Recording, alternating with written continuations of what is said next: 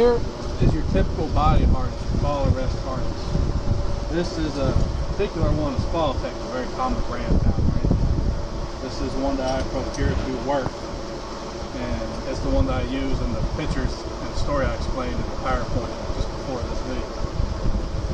First thing you want to do when you get your harness, you want to look over all your straps, make sure there's no cuts, no nicks, no tears. Make sure, even though it may be a little rusty, make sure everything functions correctly. Make sure that functions correctly. Make sure you're tied off to your D-ring in the back. Make sure both your axle hooks work.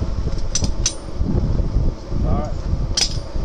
We'll make sure all your eyelets are actually there. Make sure this strap is not cut. Just kind of look over everything. I mean, for the most part, it looks fine. Just kind of briefly look over the rest of it. Big jumbled mess is what it is. But once you're done with that, it's time to put it on. Now, to do that, it might take you a minute, because usually you got to untangle this because it's been thrown in the back of a work truck somewhere.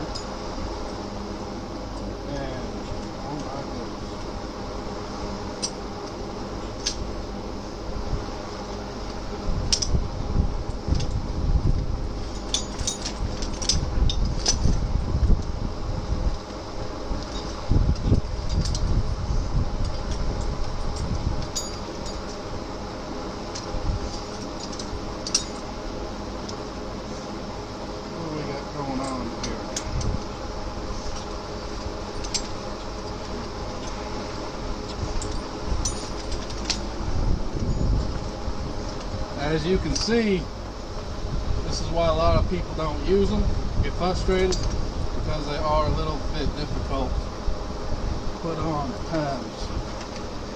But you have the top and the bottom, shoulder straps, you have your hooks and things,